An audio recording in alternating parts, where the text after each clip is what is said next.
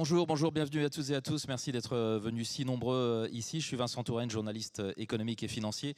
Et je vais avoir le plaisir d'animer cette plénière de Patrimonia 2024 intitulée Finances vertes, le choix de la performance durable. Qu'attendre du nouveau label ISR? On va être ensemble pendant 1 heure environ. Questions de la salle, donc vos questions comprises, pour débattre de ce sujet en plusieurs parties. On va déjà voir quelles sont les dernières évolutions du label ISR, puis évoquer un autre label, le Finansol, qui est dédié lui au solidaire à fort impact. On verra comment ils s'inscrivent, ces labels, dans une tendance plus globale de labellisation des produits d'épargne. Ensuite, on verra ce qu'en pensent les professionnels de la gestion d'actifs, de la banque privée. Comment accueillent-ils le nouveau label ISR? Comment est-ce qu'ils s'y adaptent? Qu'est-ce que ça change pour eux? On répondra bien sûr à la question centrale donc, de cette plénière. Quelle performance sur le long terme pour les produits labellisés? Est-ce que les épargnants, en fin de compte, s'y retrouvent? Et puis on évoquera les limites, bien sûr, de cette course au durable. Faut-il exclure tel ou tel secteur? Quels sont les risques de greenwashing liés à cette profusion de labels? Donc voilà pour les grandes lignes de ce débat. Je le disais, 1 heure qui va se répartir en à peu près 3/4 d'heure, 50 minutes de débat et puis une bonne dizaine de minutes pour vos questions. Sans plus tarder, je vous présente nos 4 intervenants. Isabelle Guénard-Malocène. Bonjour Isabelle. Ah oui, il faut saisir les micros. Vous êtes présidente du comité du label Finansol. Lise Moret, bonjour. Vous êtes directrice de la finance durable d'Autingre Banque Privée. Bonjour Michel Papalardo. Bonjour. Présidente du comité du label ISR. Et bonjour Philippe Sedbon. Bonjour. Vous êtes président de l'AFG, l'Association française de la gestion financière. Alors je vais vous demander de présenter vos entités respectives en une trentaine de secondes chacun. On commence avec vous Philippe pour l'AFG. Si vous voulez, écoutez, donc bonjour à toutes et tous. L'AFG, je ne suis pas sûr que dans le cadre de Patrimonia, on ait bien besoin de présenter l'AFG, mais en 2 mots. Donc, grâce au succès et à des années de travail et au succès de mes prédécesseurs, l'AFG est très connue. Donc l'AFG représente le métier de la gestion d'actifs en France. La gestion d'actifs en France, c'est 4 600 milliards d'euros, c'est 700 sociétés de gestion. À l'AFG, on a à peu près 450 membres, dont 340 sociétés de gestion. Donc c'est l'acteur de premier plan dans le domaine de la gestion d'actifs.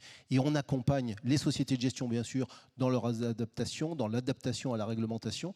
Et on travaille au jour le jour avec l'ensemble des pouvoirs publics, régulateurs et autres, pour essayer d'infléchir, orienter et, si possible, anticiper. Michel Papalardo, le label ISR. Alors, le comité du label ISR que je préside, c'est une entité, un comité où on est une grosse douzaine d'experts du secteur de la finance et de la finance durable. Et nous sommes chargés, en fait, de faire les propositions et de faire en sorte que ces propositions fonctionnent le mieux possible, pour qu'on ait un label ISR qui soit validé par le ministre des Finances, puisque la tutelle du label ISR, c'est le ministre des Finances. Et donc, nous sommes son bras, on va dire pas son bras armé, au moins son cerveau, pour essayer de lui proposer des évolutions. Et c'est lui qui les valide. Et puis ensuite, nous veillons à ce que tout ça fonctionne le mieux possible. Et la dernière évolution, c'est la V3, c'est le dont on va parler aujourd'hui. Exactement. Lise Moret. Petit mot de présentation de la banque d'Autingre, plutôt banque privée. C'est mieux dans ce sens-là. Voilà, donc, et d'abord de la banque Autingre, qui est donc une institution financière familiale, indépendante, qui a plusieurs métiers, donc effectivement la banque privée, mais aussi société de gestion. Et nous sommes une entité qui se veut aujourd'hui engagée, positionnée sur des thématiques porteuses, bien sûr durables. Et à ce titre, on a suivi de très près les débats et les évolutions du label ISR, et je suis ravie de pouvoir en parler aujourd'hui. Et Isabelle Guénard-Malocène, donc le label Finansol, je le disais, le solidaire à fort impact.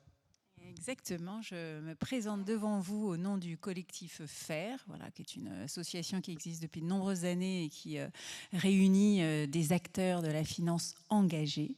Et FAIRE, qui s'appelait Finansol il y a quelques années, représente en effet ce qu'on appelle l'épargne solidaire. Mais voilà, j'aurai l'occasion, je pense, d'expliquer un petit peu mieux ce que c'est. Et je suis au comité du label depuis 10 ans et je le préside depuis 6 ans. Voilà, c'est mon 3e mandat.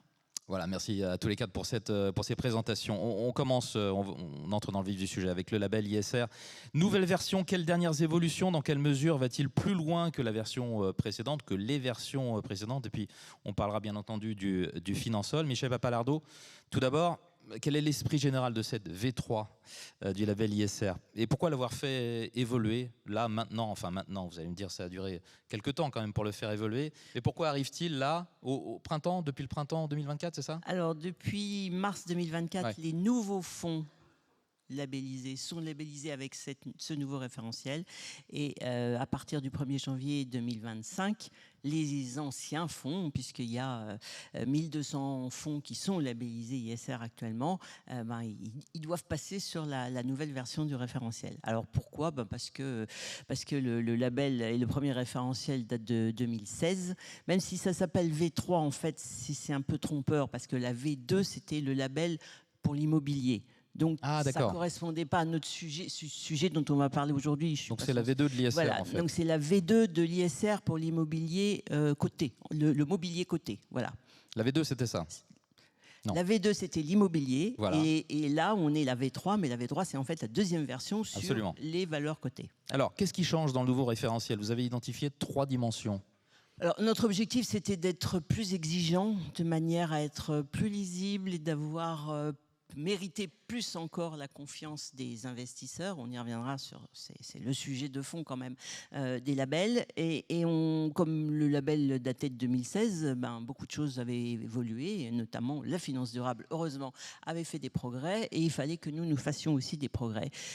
Sinon, on se faisait critiquer en considérant qu'on faisait peut-être un peu de greenwashing par rapport à ce qu'on appelle aujourd'hui finance durable, et qui n'était pas la même chose il y a 5, 6, 7 ans. Donc, on a travaillé sur trois pistes bien particulières. D'abord, être plus sélectif, puisque le label ISR, il est appliqué à des fonds qui font des efforts particuliers en matière d'ESG, et donc ils sont particulièrement sélectifs dans la manière dont ils choisissent leurs émetteurs. Donc, dans la version précédente, il fallait éliminer les 20% d'entreprises, d'émetteurs qui étaient les moins bien notés ESG, et retenez que maintenant, ça sera 30%. Donc ça, c'est simple, on a effectivement augmenté l'exigence. On a été un peu plus loin. On veut aussi que les notations soient équilibrées sur le E, le S et le G, parce que le label ISR, je le dis puisqu'on viendra quand on parlera de Finansol, nous, on est un label généraliste, on n'est pas un label vert. On n'est pas un label climat, on a un label généraliste. On peut tout à fait avoir des fonds labellisés ISR qui sont spécialisés sur la santé, l'éducation ou autre chose. Ils peuvent aussi l'être sur des sujets climatiques, il n'y a pas de problème. Mais ce n'est pas absolument nécessaire. Donc on veut que les fonds aient fait un effort sur le E, le S et le G. Voilà. Après, à eux de choisir leur piste. On a des exclusions, ce qui est aussi une grande nouveauté. Je reviens pas, mais il y en a. Et puis on a essayé de préciser des éléments qui étaient dans la version précédente, mais qui étaient un peu trop flous, comme les controverses, l'engagement. On met des conditions de réalisation sur les votes, etc. Donc, plus sélectif, plus précis. La deuxième particularité et axe d'évolution, c'est la double matérialité. Bon, ça n'existait pas en 2016, donc forcément, mais il fallait qu'on le fasse. Là. Donc, on se préoccupe non seulement du fait que l'environnement social ou la gouvernance a un impact sur le fonds, mais on s'intéresse aussi à l'impact du fonds sur l'environnement, sur le social et sur la gouvernance. Alors, on le fait comment? On le fait en mettant notamment une condition nouvelle qui est de suivre les PAI, c'est-à-dire les impacts négatifs des émetteurs. Ce qui veut dire que les émetteurs doivent suivre leurs impacts négatifs et que les fonds doivent suivre les impacts négatifs des C'est compliqué, hein, je le dis tout de suite, s'il y a des sociétés de gestion dans la salle, je le sais bien.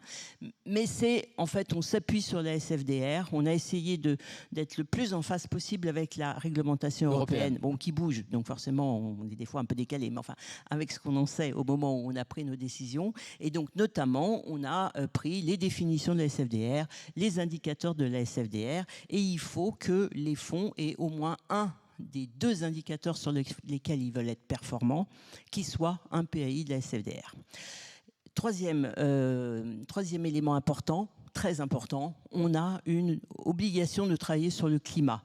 Alors, je vous disais tout à l'heure, on est généraliste, mais on a considéré qu'on ne pouvait pas avoir de démarche ESG aujourd'hui si on ne travaillait pas sur le sujet du climat. Alors, c'est plus ou moins important selon les fonds, selon leurs thématiques, selon ce qu'ils veulent faire. Mais en tout cas, on regarde à chaque fois ce qu'ils font sur le climat. Bon, d'abord, avec les PAI, on va savoir quelles sont leurs émissions. Deuxièmement, on a des exclusions. Des exclusions, pas uniquement sur la partie énergie, mais on a des exclusions sur l'énergie, sur le charbon, sur les fossiles non conventionnels et sur les projets de fossiles. Je ne rentre pas plus dans les détails, je pense qu'on reviendra tout à l'heure, mais voilà, ça c'est une nouveauté. Et puis on a aussi voulu être un peu en avance et mettre quelque chose sur les plans de transition.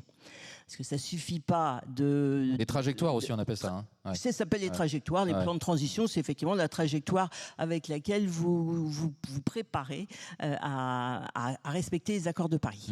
Et donc, aujourd'hui, enfin, avec le nouveau référentiel, il faut que 15% des entreprises qui sont dans les secteurs à fort impact climatique. Bon, les autres, ça n'a pas le même poids.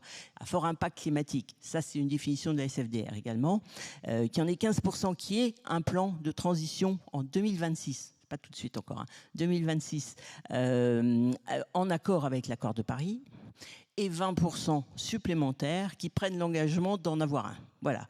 Donc, on essaye de mettre la pression sur cette nouvelle dimension de la transition. C'est un début, on essaiera de faire mieux au fur et à mesure et on va surveiller comment tout ça évolue. Donc vous voyez, plus exigeant et plus dans le temps, en fait, et en phase avec la réglementation européenne. On peut parler d'évolution majeure quand même. Hein, Je crois que c'est plein d'évolutions majeures et on va voir ce que ça donne. Alors, parlons du financeur à présent avec vous, Isabelle Guénard-Malocène. Vous présentez ce label, quelle est sa philosophie et en quoi se distingue-t-il des autres labels du marché ? Alors, c'est pas très vendeur, mais c'est un tout petit label. Voilà, en tout cas, c'est le plus vieux. Il a été créé il y a plus de 25 ans. Et je l'ai dit un petit peu, c'est un label privé et qui est à l'origine porté par des acteurs de terrain. Une dizaine à l'époque, d'acteurs financiers assez engagés comme Crédit Coopératif, y compris la Caisse des dépôts, et des entreprises de terrain, des entreprises sociales, Foncière Habitat Humanisme, l'ADI dans le microcrédit. Donc ce que j'essaye de dire, c'est qu'au départ, la naissance de ce label privé, c'était un label fait pour les acteurs qui avaient envie de promouvoir ce qu'on appelait à l'époque la finance solidaire. Ce qu'on appelle aujourd'hui chez FAIR la finance à fort impact environnemental et social, mais on parle vraiment de non-coté, d'entreprises de terrain, de finance inclusive. J'y reviendrai peut-être par la suite. Donc ce qui distingue ce label financier durable des autres labels ISR ou d'autres labels de finance durable européens, c'est ce focus sur l'impact social non coté. Donc j'ai commencé par dire c'est un tout petit label, parce qu'en effet, c'est un marché niche. Voilà. Et que tous les produits que certains d'entre vous vendent, commercialisent ou montent ne sont pas des produits qui ont pour objectif de financer des structures de terrain non cotées à fort impact social. Voilà. C'est pour commencer avec ça, c'est bien clair. L'autre spécificité, il est vieux, je l'ai dit, il est petit, c'est vraiment pas vendeur. Bon, quelque chose de plus vendeur là. Je l'ai dit, mais non, encore une fois, il y a une véritable spécialisation sur l'impact social non coté. Alors, je fais juste un petit point assez rapide, parce que tout le monde entend l'impact comme il a envie de l'entendre, la durabilité, la responsabilité.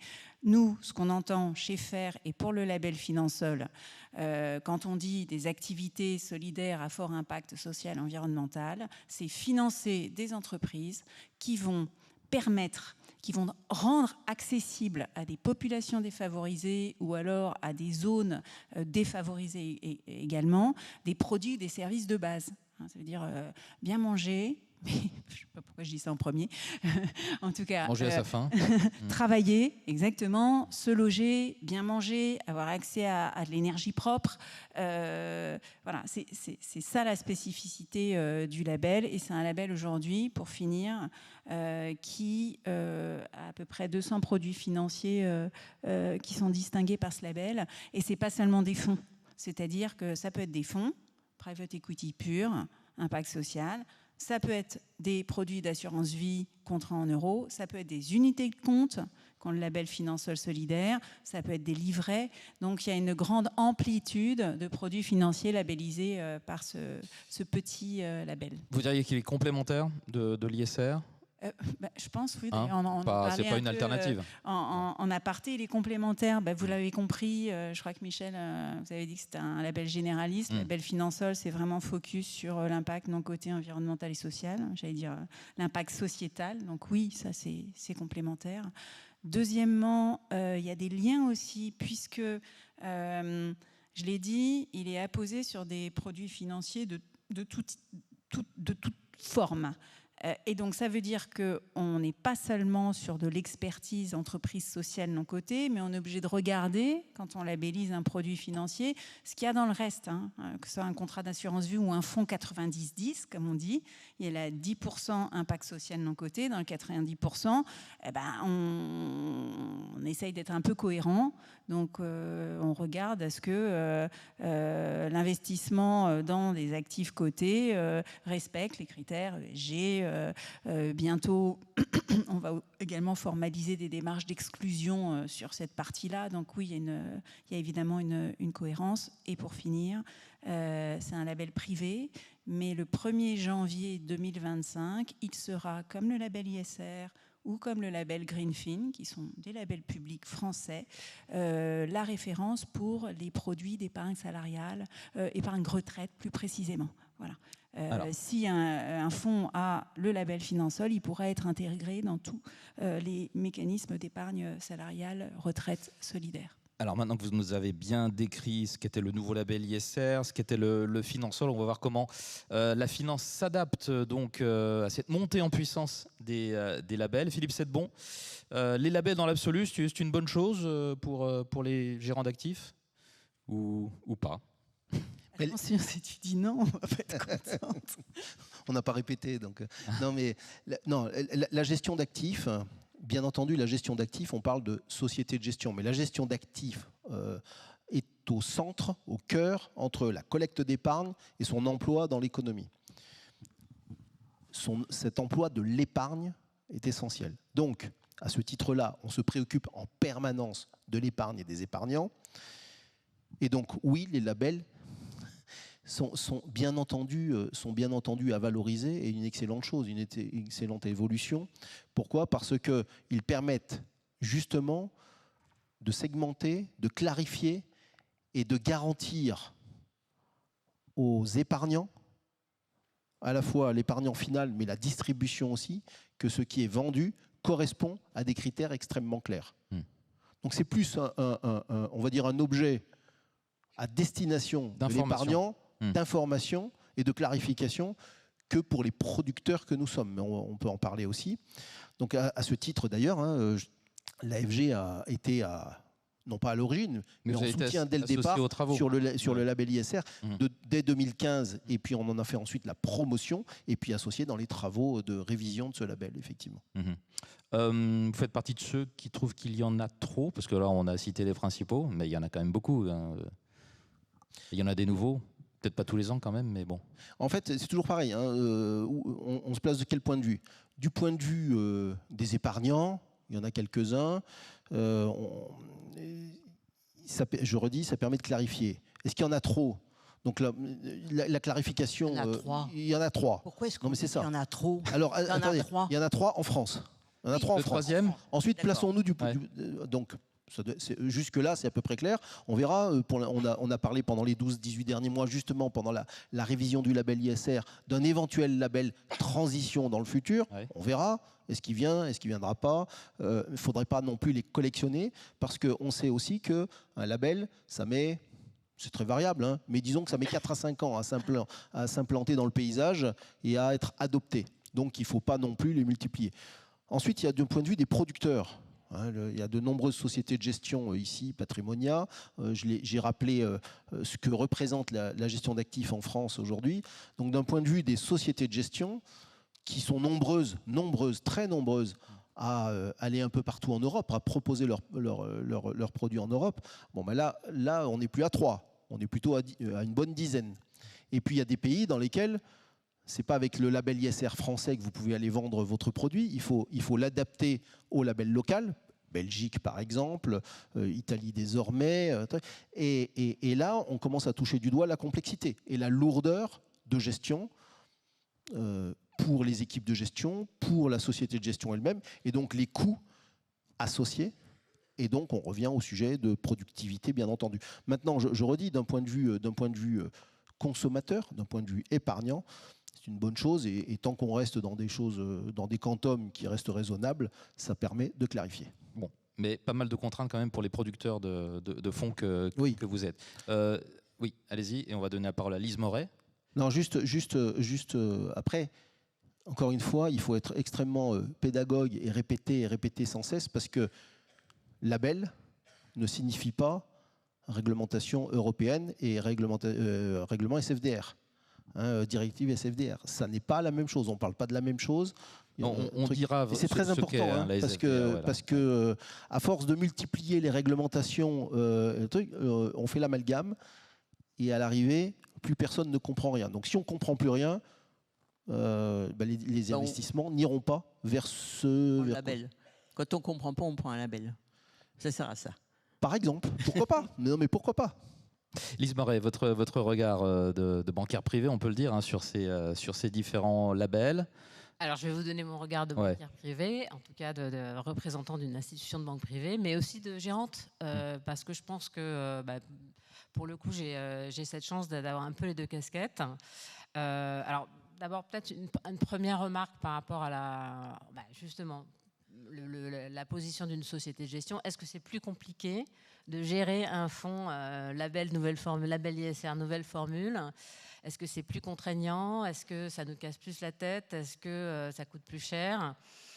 Alors, certainement un petit peu. C'est vrai que Michel l'a évoqué, le label ISR dans sa V3 comporte un peu plus de contraintes, il est plus sélectif, il va aussi demander aux gérants de travailler plus sur certains aspects, par exemple l'engagement actionnarial, l'exercice des droits de vote. Bon, finalement, des AG. Exactement, si on prend un petit peu de recul, en tant qu'investisseur dans un fonds estampillé ESG Premium, plus labellisé ISR ou Greenfin ou même tout autre label Finansol, on s'attend quand même à ce qu'il y ait un effort de fait de la part du producteur du fonds, de la part du gérant de portefeuille, pour influencer les entreprises, pour aller un peu plus loin dans l'intentionnalité. Donc, finalement, la volonté du comité du label et la refonte du label, elle va aussi dans le sens de, certes, plus de travail du point de vue des producteurs, hein, mais ça répond aussi à une attente de ceux qui sont en face. Et donc là, je rejoins ce que disait Philippe, c'est-à-dire une attente de plus de clarté, de plus d'intention, de plus d'impact. Il y a quand même ça derrière. Donc, en quelque sorte, c'est oui et oui. C'est-à-dire oui, c'est plus contraignant. Oui, ça nous demande un petit peu plus de travail, nous, en tant que gestionnaire de portefeuille. Et un troisième oui, ça répond à une attente de l'investisseur qui est en face, c'est-à-dire l'épargnant final. Voilà, votre clientèle. Voilà, notre clientèle. Alors, qu'est-ce que c'est que la clientèle je prends la casquette banque privée.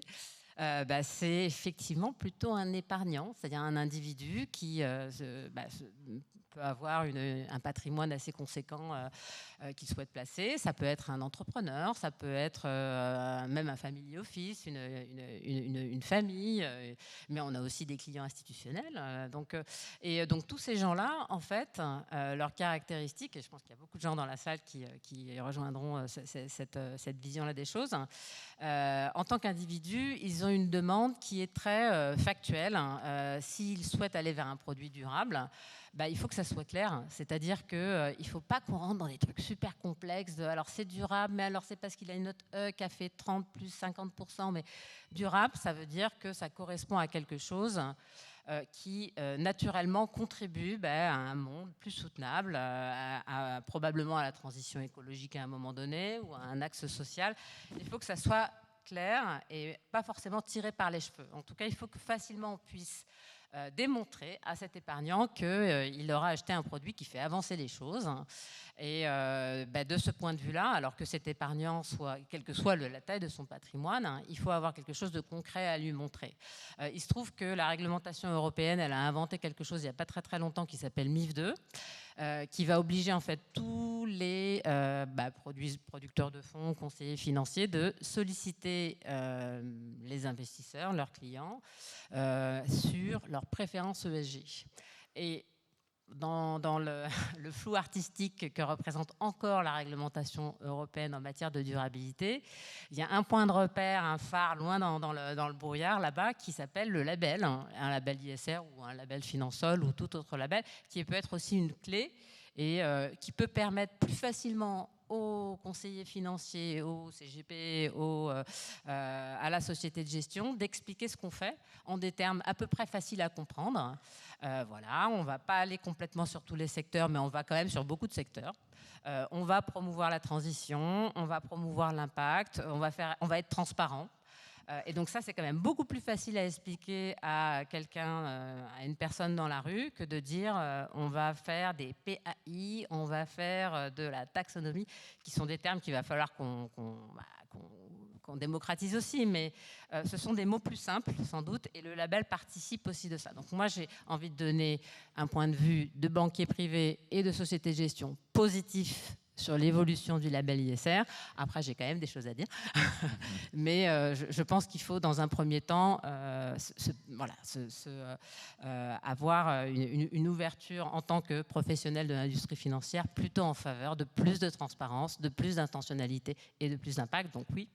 Bon, il y a pas mal de pour, mais du contre, on le dit aussi en termes de contraintes. Je peux y aller Philippe Sedbon, oui. Je peux aussi donner cette contribution-là. Alors, plus que du contre, c'est peut-être une perspective de mise en place opérationnelle de tout cela. C'est-à-dire, les sociétés de gestion vont effectivement être confrontées à un enjeu d'éducation de ses clients par rapport à ces sujets de durabilité. Donc, il va falloir expliquer. Il y a un enjeu d'accès à l'information, à la donnée, parce qu'il faut qu'on montre un peu plus patte blanche ou plutôt verte.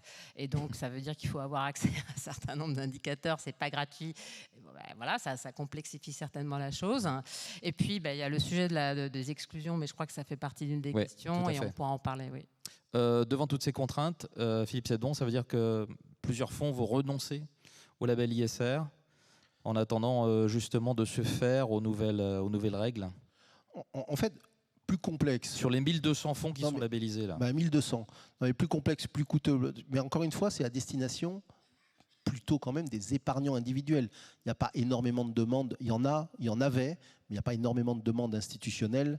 Donc c'est quand même très à destination, comme tu viens de le dire, des épargnants individuels. Donc s'il y a ce besoin de clarification qui perdure, qui est là, et qui est réel, et qui a une véritable demande, c'est quand même assez compliqué pour un établissement distributeur, une société de gestion, de dire ça devient plus complexe, ça devient plus coûteux, finalement je ne vais pas renouveler mon label. Il faut aller défendre la position. Mais c'est un risque marginal, mais bien sûr que ça va arriver. Bien sûr que ça va arriver, mais il y en a d'autres peut-être qui vont y venir parce qu'il y aura une demande croissante. Bon ben voilà, à l'arrivée, je ne sais pas où on va s'y retrouver. On va garder les 1200. Vous dites c'est marginal ceux qui vont l'abandonner ou qui vont peut-être l'abandonner de façon provisoire. Mais peut-être pour faire pour faire autre chose à partir du moment où on a des clarifications. Vous savez qu'il y a une révision de... Alors, c'est pas tout de suite, c'est pas demain, mais il y a une révision de SFDR à venir.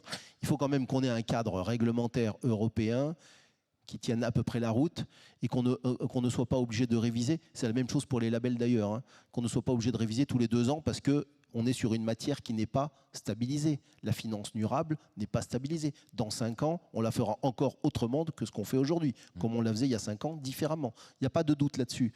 Donc, essayons quand même d'avoir un cadre à la fois stabilisé et donc un peu large quand même, qui permet de prévoir des évolutions. Michel Papalardo ou Isabelle Guénard-Malocène, votre réaction à ce que vous venez d'entendre? Bon, s'il y a moins, il y aura moins. Labellisés, c'est pas un problème pour vous? Il y aura moins, non. Ouais. Enfin, donc vous y attendez, ouais. Une partie, ah bah ça tout à fait. Mais ce sera marginal ou ce sera marginal ou pas? Une partie de la critique, c'était que c'était trop facile d'avoir le label ISR et c'est pour ça qu'on en avait autant.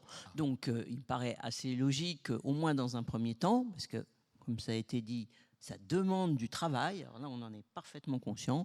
Ça demande du travail nouveau, notamment ce que j'ai dit sur les PAI, les exclusions, certains veulent les faire, pas d'autres. Préciser les démarches en matière d'engagement, etc. On veut ou on veut pas.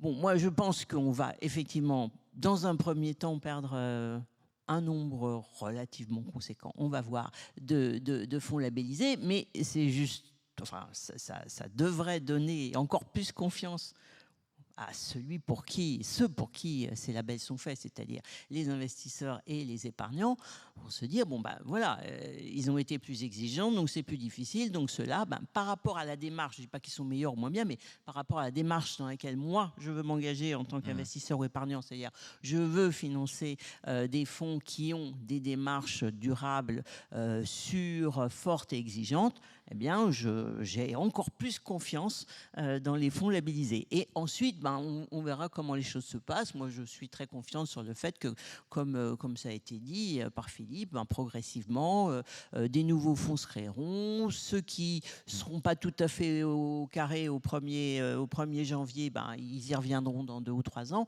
Voilà, c'est la vie. Hein. Isabelle Guénard-Malocène, vous prévoyez de le faire évoluer, le Finansol ? Alors, peut-être avant pour répondre sur le sujet des labels, il y en a ISR, ils vont le perdre, pas le perdre.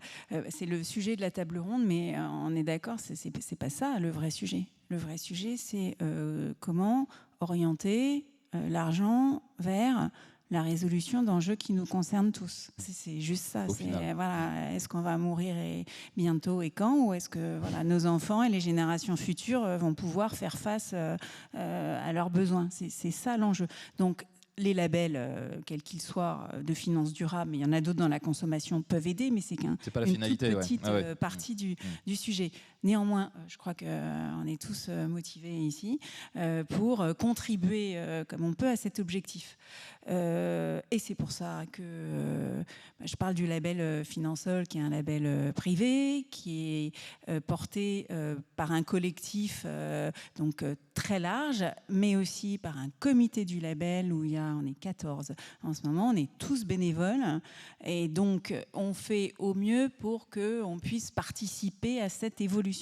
Et ce qui veut dire, et là j'arrive à votre question, évidemment le label Finansol, il évolue tout le temps. Ça fait 25 ans, moi ça fait pas 25 ans que je m'en occupe, mais en tout cas, il essaye, et Philippe, tu l'as dit, la finance durable et la finance solidaire, c'est pareil, et l'impact environnemental et social, c'est pareil.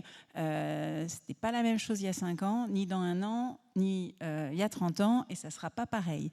Donc il est évidemment nécessaire d'accompagner l'évolution du marché. L'évolution du marché, ça veut dire l'évolution des pratiques des acteurs financiers qui se professionnalisent, qui gagnent en expertise, qui sont contraints, je prononce le mot aussi, par la réglementation, mais quelque part, faut passer par là. Ça veut dire que le label Finansol, il s'adapte aussi, il doit s'adapter à la demande des épargnants. Au départ, nous, c'était un peu tranquille, pour dire ce qui est. Il y avait des produits financiers tout type, je l'ai dit, et pas seulement des fonds spécifiques ou des parts de capital d'entreprise sociale qui étaient labellisés. Mais on disait, bon, tout ce qui concerne le côté, les marchés, ça ne concerne pas trop, c'est le label ISR, c'est la finance durable. Or, c'est pas vrai. Aujourd'hui, quand on entend des conseillers de gestion en patrimoine, y compris des petites structures qui se montent par des jeunes entrepreneurs, eux, ils disent, mais nous, on veut être juste cohérent. On ne veut pas faire investir dans des produits solidaires pour, d'un côté, financer Terre de Liens ou le développement d'habitat humanisme ou le réseau France Active, et puis en même temps se retrouver collé avec des investissements dans des gros pollueurs.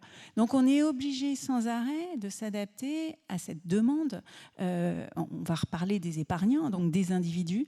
Donc oui, le règlement évolue tout le temps du label. Donc voilà, le comité propose des modifications au conseil d'administration du collectif FAIRE régulièrement, qui sont la plupart du temps acceptées. Il y a peu de temps, on a intégré la notion d'investissement à impact, la mesure de l'impact, l'évaluation de l'impact, qui est un sujet, y compris pour des acteurs de terrain type capitaux risqueurs solidaires, régionaux, de savoir, OK, on a plein d'impacts, mais comment on le mesure?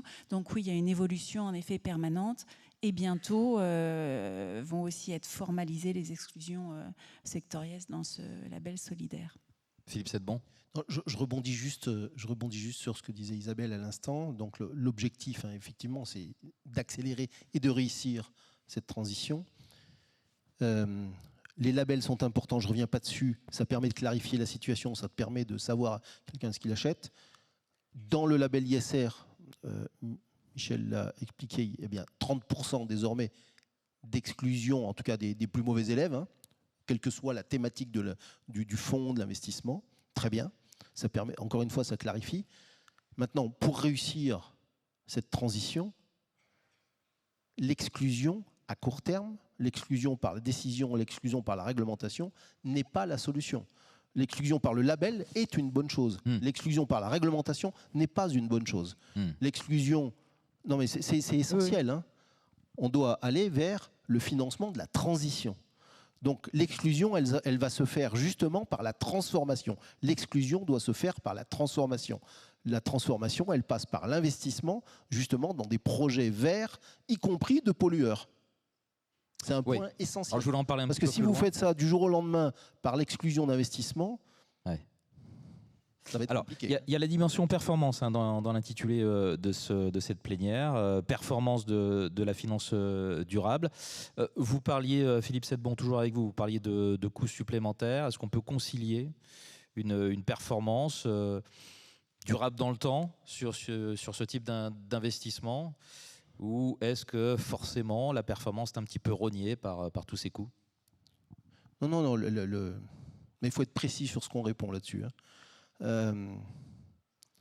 Non, le label, la réglementation n'est jamais une garantie de performance. Ne peut pas être par construction une garantie de performance.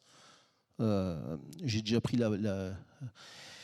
fait la comparaison il y a quelques semaines, mais c'est pas parce que, quel que soit le sport que vous pratiquez, vous respectez les règles, que ça fait de vous un bon joueur. Absolument pas. Donc, ça vous donne le cadre. Ensuite, rien ne vous empêche d'aller au-delà et de vous surpasser dans ce cadre-là pour générer de la performance, justement. Comment est-ce qu'on génère de la performance? C'est ça que les épargnants et les investisseurs attendent aussi. Il y a la transformation. Bien sûr. Ah bah oui. Et donc, non mais vous avez prononcé le bon mot qui est à terme. Sur le long terme, bien entendu que les entreprises qui se transforment, les entreprises qui accompagnent cette transition seront les entreprises gagnantes de demain ou d'après-demain. Il n'y a pas de doute là-dessus. Ou alors on s'est trompé sur le diagnostic. Les mauvaises seront éliminées de toute façon. Mais par construction, oui, mécaniquement. Donc les gagnants sont bien ceux qui vont se transformer et ceux qui sont déjà ou qui se sont déjà transformés. Donc sur le long terme, être investi dans ce type de produit est assurément un gage au moins de surperformance. Je ne sais pas en gain de capital, ça on verra, mais j'ai écouté tout à l'heure la présentation faite par Éric Pinon sur l'éducation financière. Il faisait justement ce point sur la notion de temps. Un investissement doit être relié au temps qu'on lui donne. Voilà. Donc là, vous avez la garantie de performance. Sur le long terme, il n'y a aucun doute. Lise Moret, vous êtes d'accord avec ce qui vient d'être dit par Philippe Sedbon? Bien sûr, bien sûr, la notion de temps long, elle est centrale en fait quand on parle de la performance d'entreprise durable. C'est nécessairement dans une optique long terme, en tout cas pas court terme. Et donc, on peut aussi. Je voudrais juste préciser une chose quand même, parce que ça, c'est un point que les gens n'ont pas forcément en tête. Moi, ça fait 2-3 ans qu'on me dit que l'ESG ne performe pas, parce que l'environnement de marché a été défavorable l'environnement de marché ces 2 dernières années. L'environnement de marché a été un petit peu défavorable, mais en fait, on va juste remettre l'église au milieu du village. J'adore cette expression. En fait, ce qui s'est passé, quand on regarde les flux sur les fonds, on se rend compte qu'effectivement certains fonds thématiques ont souffert, des collectes même, des fonds article 9 et article 8 qui sont plutôt dans on va dire un creux sur les 2 dernières années, essentiellement d'ailleurs sur les énergies renouvelables qui sont souvent assimilables à une obligation, hein. Donc il y a un effet macro qui est très important, qui n'a pas forcément grand-chose à voir avec la vraie nature du business de ces entreprises-là. Les fonds ESG génériques, ce dont parlait Michel tout à l'heure, et ce qui est le gros, on va dire le gros du label ISR, hein, c'est-à-dire des fonds qui vont promouvoir, investir dans des entreprises qui ont une bonne politique de durabilité, qui prennent en compte leurs incidences négatives, qui ont une bonne démarche RSE, et ça c'est tous les secteurs, hein, un peu ou prou. Alors dans la nouvelle version, ce ne sera pas tout à fait tous les secteurs, mais il y en a quand même beaucoup. Ces fonds-là, en fait, ils surperforment le marché sur les 2 dernières années. Il faut vraiment avoir ça en tête. Donc aujourd'hui, vous prenez un indice qui est quand même assez répandu, qui s'appelle l'indice MSCI des ESG leaders, c'est-à-dire en clair les meilleures notes ESG dans un marché. Ben voilà, ça surperforme le marché aujourd'hui sur 2 ans, 3 ans, 5 ans. Donc en fait, la supposée non-performance ou sous-performance de l'ISR, il faut faire très attention. Je pense qu'il y a beaucoup de méconnaissances par rapport à ça. Après, très clairement, on est sur des logiques de transformation industrielle. Donc, ça suppose que tout ça est très cyclique, tout ça est très sensible au niveau d'endettement des entreprises, tout ça est très sensible au contexte macroéconomique, un peu comme tout, hein, finalement, en finance. On passe notre vie à faire ça. Je pense qu'il faut vraiment être prudent sur ce qu'on dit par rapport à cette notion de performance. Mais je rejoins complètement Philippe de dire que, évidemment, quand on s'inscrit dans un temps plus long, au moins 5 ans, quoi. Que si on fait du market timing à horizon du trimestre et de la publication du T3, machin, oui, peut-être que ça va pas marcher. Mais bon, en même temps, on est ici entre personnes qui avons une vision de transmission, de long terme pour la gestion du patrimoine, et il faut avoir cette vision-là nécessairement. Sinon, ça va être très très compliqué d'aller basculer tous les milliards qu'il faut pour faire la transition. Michel Papalardo, vous vouliez réagir ? Oui, je suis d'accord avec ce qui vient d'être dit, en particulier insister sur le fait que quand on parle du label ISR, en fait, on voit tout de suite énergie, alors que j'insiste, la plupart des fonds ne sont pas des fonds sur l'énergie, ils ne sont même pas verts. Voilà, c'est des fonds qui financent des entreprises qui ont des démarches ESG équilibrées et ambitieuses. Voilà. Après, elles peuvent être performantes, pas performantes. Bon, après, c'est aux gestionnaires de fonds de faire les bons choix. Et ça, clairement, nous, on ne labellise pas la qualité des gestionnaires de fonds. On labellise avec le référentiel, qui est une liste de choses qu'il faut faire, la manière dont on développe et on déploie sa démarche ESG. Mais effectivement, je n'arrive pas, je dis depuis 3 ans, à faire comprendre que ce n'est pas un sujet ni de verre, ni d'énergie. Voilà. Pourtant, quand on entend parler d'exclusion, on entend parler toujours, et je passe mon temps à dire que ce n'est pas le sujet.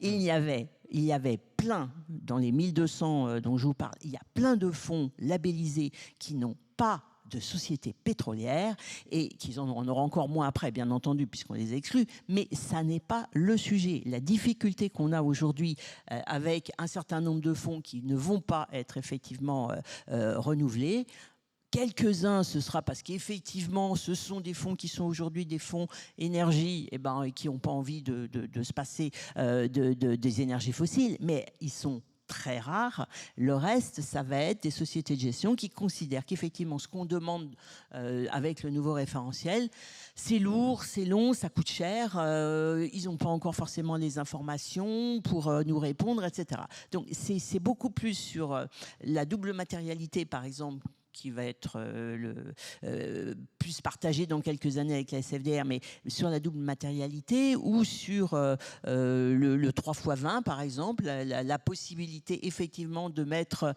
en équilibre, enfin de vérifier qu'on a bien tenu compte du E, du S et du G dans la notation, ce qui n'est pas ce qui se passe aujourd'hui. Voilà, ça c'est des vrais changements et c'est sur ça qu'on a des défis, enfin que les sociétés de gestion ont du travail à faire et vont pas forcément faire tout en même temps parce que ça coûteux et puis ils n'ont pas forcément les moyens de le faire. Donc arrêtons de nous focaliser sur l'énergie. Ce qui vient d'être dit par Lisa est tout à fait vrai. Sur les problèmes de performance financière des fonds labellisés ISR, sur ceux qui ont pas mal d'énergie ou sur les entreprises d'énergie, effectivement, pendant quelques années, c'était très performant sur le renouvelable.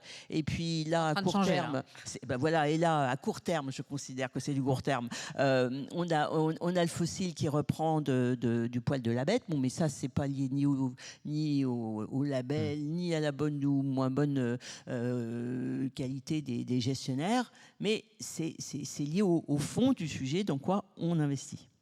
Isabelle. Je vais juste rajouter sur la performance, parce que c'est, je pense, ce qui vous intéresse le plus. Ça ressort aujourd'hui, si je comprends, dans les objectifs des épargnants. Performance, moins de risques et diversification. Donc c'est un sujet essentiel. Moi, j'apporte juste un petit témoignage personnel. J'ai géré des fonds pendant 20 ans, actions cotées, et j'ai monté un fonds solidaire 90-10. Pour Covea Finance. Et il se trouve que ce fonds, qui était investi sur la partie 90 sur des entreprises françaises, ressortait très bien dans les classements. Donc, de façon très pragmatique, les fonds solidaires qu'on appelle 90-10, donc vous l'avez compris, il y a une petite poche non cotée, impact social fort, et puis tout le reste, c'est investi sur les marchés financiers. Il n'y a pas de raison qu'en termes de performance ou de risque de rendement, que ce soit très différent des fonds classiques. De toute façon, vous savez tous, il y a une petite poche, on a le droit de mettre ce qu'on veut dedans. J'exagère. Donc ça, c'est le témoignage. La performance des fonds 90-10 et le risque, ils ne sont pas différents si dans la partie 90, vous investissez la même chose que dans des fonds autres. Deuxièmement, ce qui compte pour la performance, ce n'est pas durable, ESG, pas ESG, impact, pas impact. Évidemment que ce n'est pas ça. C'est le risque que vous êtes prêt à prendre, la liquidité et en sous-jacent dans quoi vous investissez. Le reste, c'est un livret qui soit livret de développement durable solidaire ou livret normal, il aura la même performance. Un fonds d'assurance vie en euros labellisé Finansol, pas labellisé Finansol, franchement, c'est pas ça qui fait la différence en plus ou en moins. On est bien d'accord en ce qui concerne la performance.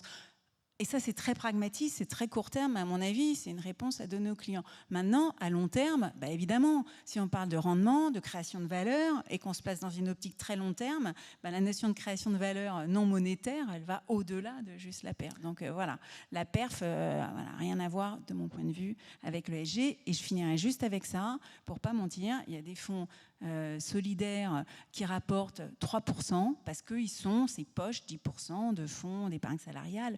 Et puis il y en a d'autres qui rapportent plus, donc ça dépend vraiment du produit. Avant de passer aux questions de notre auditoire, vous pouvez commencer à les préparer, vos questions.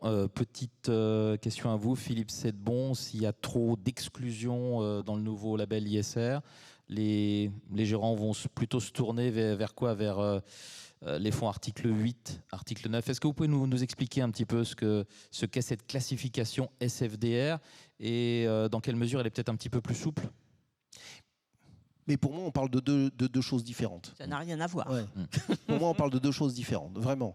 Et encore une fois, ce règlement SFDR, qui a vocation à être révisé d'ailleurs, dont d'ailleurs les consultations sur la révision ont déjà débuté, vise à classer, à assurer la transparence de ce dans quoi les gestionnaires d'actifs investissent pour le compte de tiers, ou pour leur propre compte d'ailleurs, s'ils doivent rendre des comptes là-dessus.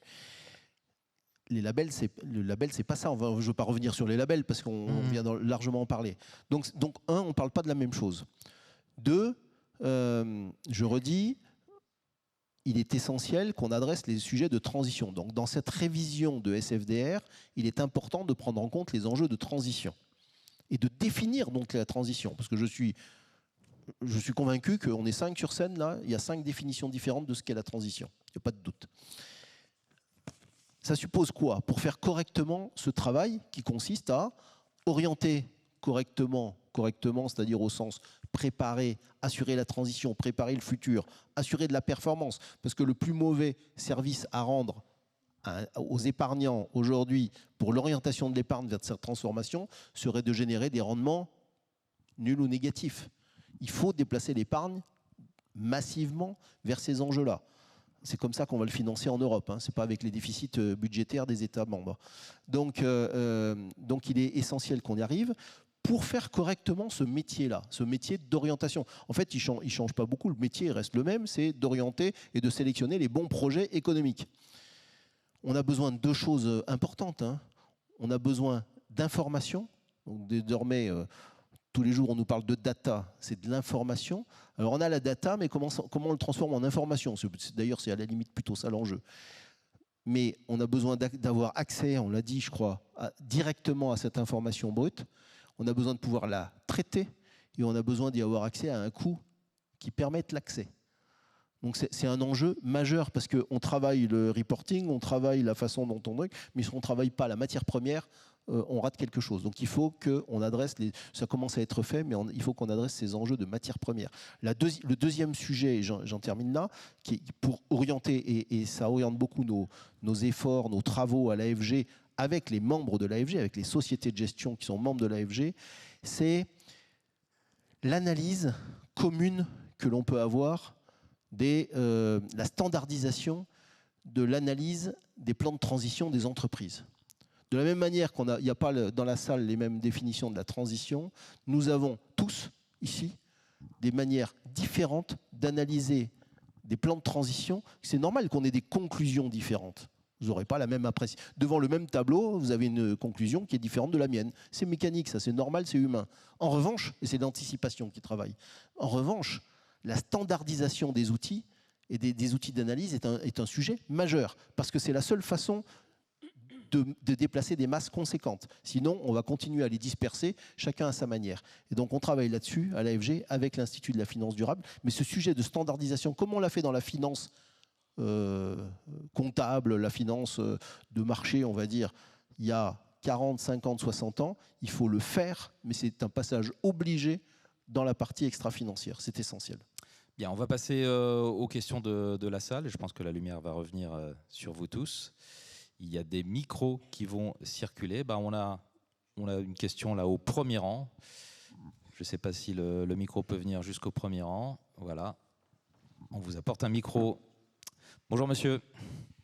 Bonjour, je suis Christophe Zeller, je suis administrateur d'une chambre professionnelle. Je suis également administrateur d'une ONG environnementale. En fin de compte, j'ai le poil qui se hérisse quand je vois le petit film qu'il y a derrière vous. Et si vous m'y autorisez, je vais vous dire pourquoi. Maintenant, par rapport à ce qu'a dit Madame Papalardo, elle a dit effectivement, on avait beaucoup de fonds qui étaient ISR et a priori, on va en voir moins.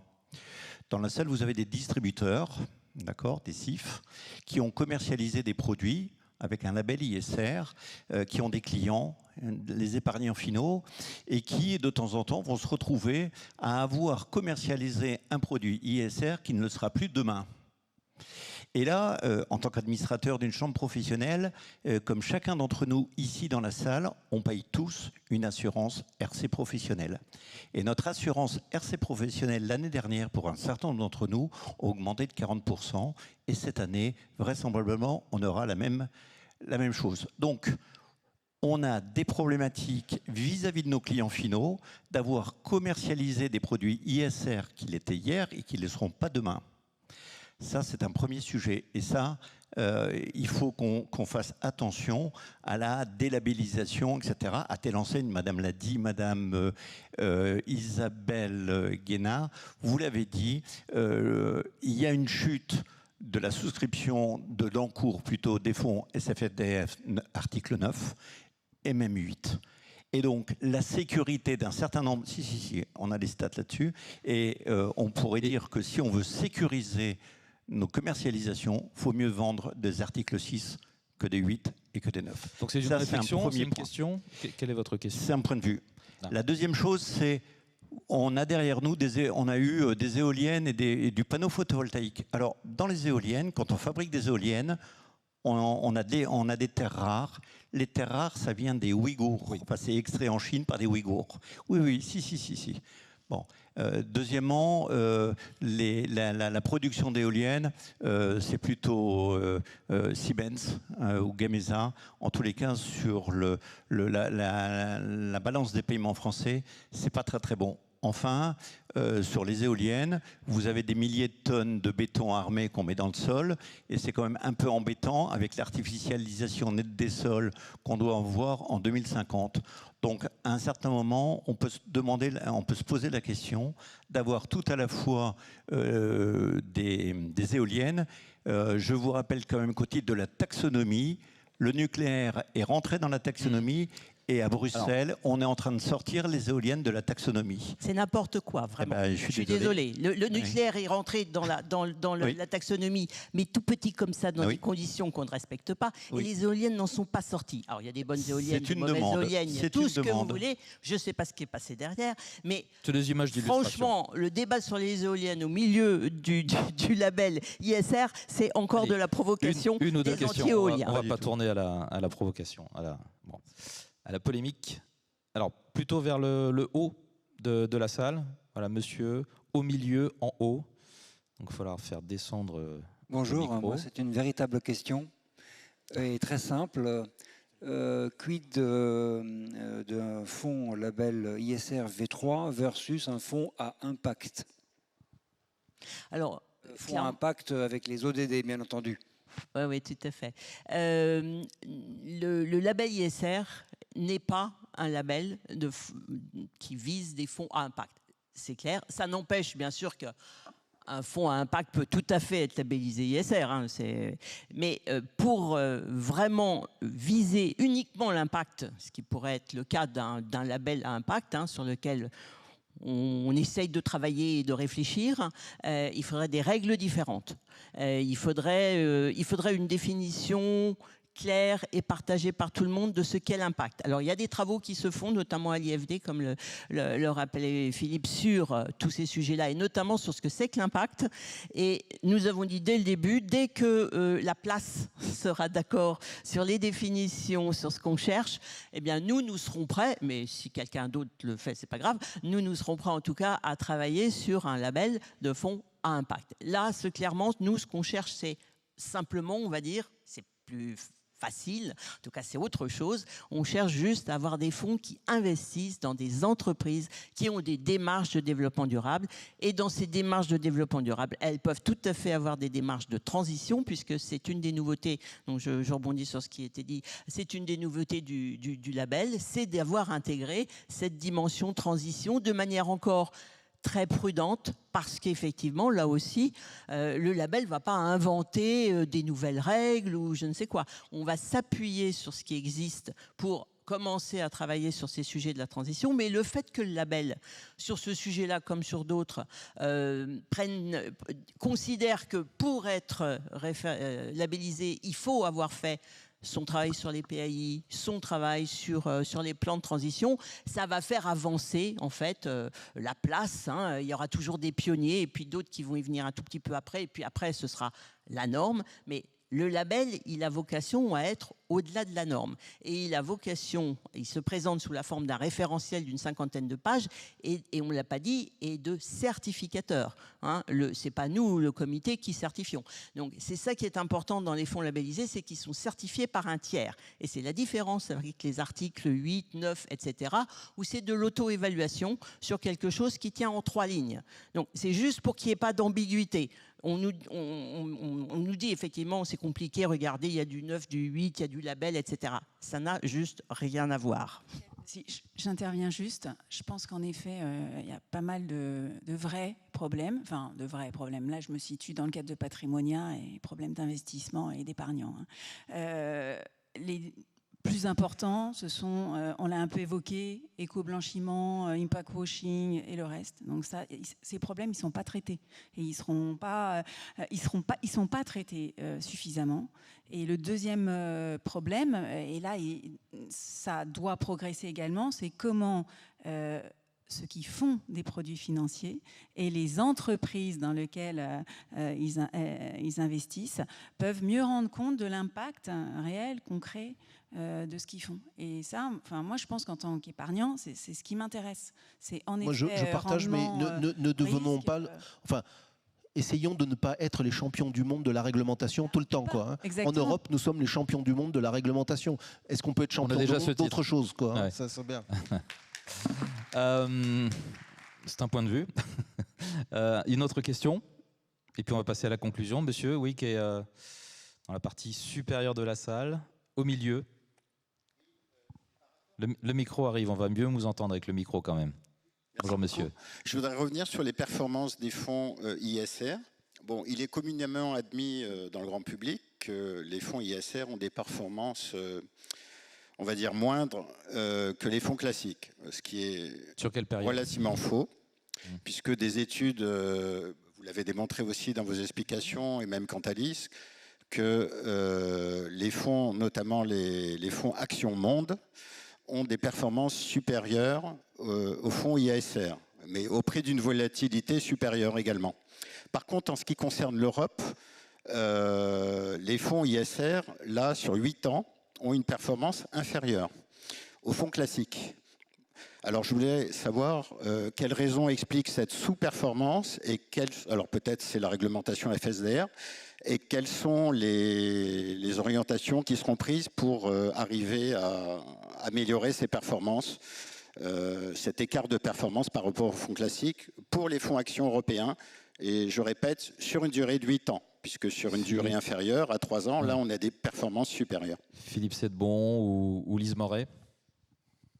Enfin, la réponse est un peu dans votre question. Pour 8 ans, c'est inférieur, pour 3, ou inverse, ou 3 ans, et pour 5 ans, je ne sais pas. Il n'y a pas, à mon sens, mais voilà, il n'y a pas de raison qui me vienne à l'esprit pour que systématiquement, on va dire, voilà, les fonds ISR, quel que soit l'environnement que vous prenez, soient meilleurs ou moins bons, mais pas meilleurs non plus, hein, je ne dis pas qu'ils sont meilleurs, soient meilleurs ou moins bons que ceux qui, dans le même contexte, ne sont pas ISR. Je crois que c'est ce qu'on s'est dit les uns et les autres, ça dépend de plein de choses, de la qualité du gestionnaire, des choix qui sont faits, aussi de ce que veut l'investisseur. Si l'investisseur il a envie de financer, je ne sais pas moi, des sujets de santé par exemple, et que c'est moins rentable que de faire de la production d'énergie, c'est aussi son choix. Derrière la dimension ISR et du fonds ISR, il y a aussi la thématique, il y a aussi le fait qu'on veut ajouter autre chose à la performance financière, mais on ne veut pas perdre de performance financière, ça je suis bien d'accord avec vous. Lise Moret, Philippe Sedbon, et on terminera là-dessus. Non, après, je pense que peut-être qu'il faudrait réfléchir à mon avis, c'est un sujet qui est un peu complexe parce que ça se télescope avec des questions éventuellement de biais sectoriels, de biais de taille aussi. Et puis, je voudrais juste revenir sur la donnée ESG parce que c'est quand même beaucoup avec ça qu'on travaille quand on fait de la gestion ISR, malgré tout. Hein, il faut qu'on soit capable de qualifier les investissements en fonction de tout un tas de critères.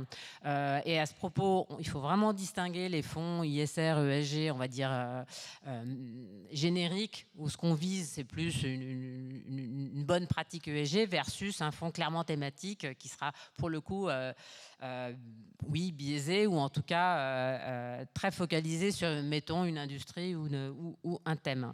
En fait, cette donnée ESG aujourd'hui, même aujourd'hui, où on a quand même beaucoup progressé sur la couverture des univers dans tous les sens, petite capi, moyenne capi, grande capi, high yield, émergent, tout ce que vous voulez, il y a toujours des biais. Il y a toujours des biais. Non seulement il y a des biais de classe d'actifs, mais il y a des biais d'agence. C'est-à-dire que si vous prenez une note MSCI versus... bon, il se trouve qu'il n'y a plus beaucoup d'agences extra-financières maintenant, mais malgré tout, voilà, il y a encore on va dire des approches qui se distinguent les unes des autres. Et je pense... Il faudrait creuser, hein. J'avoue que je ne l'ai pas fait, mais à mon avis, ce sujet de ESG Europe égale sous-performance versus ESG Monde égale surperformance, il y a plein de choses qui rentrent en ligne de compte et je suis certaine que le sujet de la data ESG, la disponibilité, la maturité de la RSE des entreprises européennes, tout ça peut aussi interférer avec ce résultat. Philippe Sedbon. Oui, juste, je ne vais pas redire tout ce qui a été dit parce que je m'associe totalement, donc avec d'autres mots. En revanche, juste un petit point là-dessus. Si on regarde devant, il y a un élément extrêmement important qui est en cours de discussion au niveau européen et français, avec la relance de la CMU, avec le rapport Noyer il y a quelques mois, et puis maintenant les rapports Letta et Draghi, qui sont les enjeux de compétitivité et les enjeux de, on va dire, investissement de l'épargne dans les entreprises européennes. Et comment on favorise ça? C'est essentiel parce que ça rejoint votre point sur le rendement marché in fine, rentabilité, d'ailleurs des sociétés cotées ou non cotées. Hein. Mais comment, si vous orientez l'épargne vers le financement des projets européens, évidemment, vous augmentez la productivité des entreprises européennes, vous augmentez leur rentabilité, et c'est un cercle vicieux qu'ont parfaitement compris d'autres pays dans le monde, ou d'autres zones dans le monde. L'épargne au service des entreprises crée un cercle vertueux qui est favorable aux investisseurs. Et donc, on a tout intérêt à travailler là-dessus, tous ensemble. Ça ne se fera pas juste par décret, c'est tous ensemble, parce que c'est ça qui fera le succès de la zone économique dans laquelle on est, ou pas. Eh ben, c'est une belle conclusion. C'est tout le temps qui nous reste. Merci à tous pour votre question. Merci pour votre attention. Merci à tous les quatre d'avoir été avec nous. Michel Papalardo, Philippe Sedbon, Isabelle Guénard-Malocène et Lise Moret. Très bon Patrimonia 2024 à toutes et à tous.